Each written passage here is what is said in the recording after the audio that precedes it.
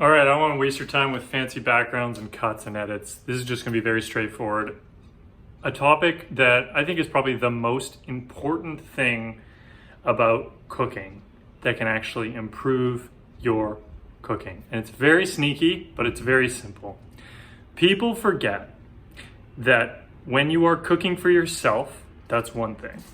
But if you're ever in a situation where you're cooking for someone else, okay, your wife, your girlfriend, a date, your husband, your boyfriend, a date, your mother, your father, the best question you can ask is, what does that person actually want to eat? You can ask yourself and try and answer it, or you can directly ask them.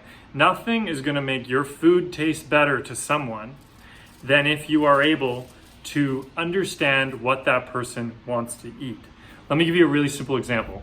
You could be the most talented chef in the world and you could be really geeked out on making a pâté en croûte with truffles and foie gras, or showcasing some beef Wellington technique that you learned off Reddit.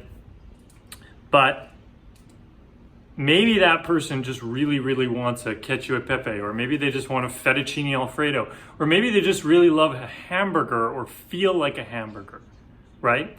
Make that person a hamburger. I repeat, make that person a hamburger. Ask people, hey, what do you feel like cooking tonight? And if you're cooking for someone, think, what is their favorite meal? What have they mentioned in the past? Oh, I remember we went out to that restaurant once and they're obsessed with that Penang curry. Make that. That is how you cook better. Cooking always has an audience. That audience is either you, right? You would never make a dish that you don't like.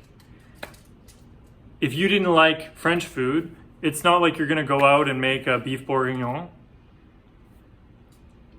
An audience might be someone else, right?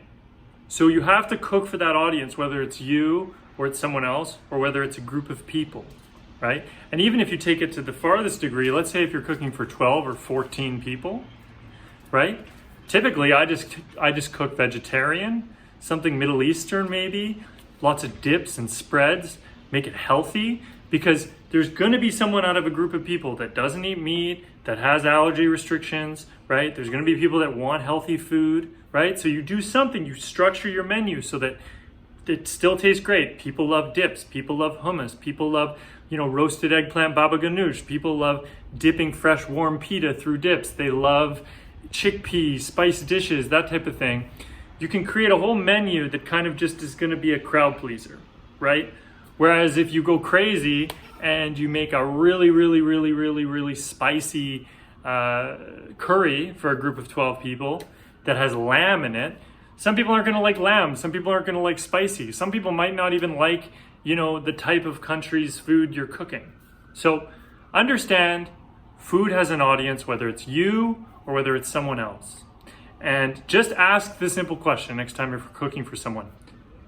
What do you want to eat tonight?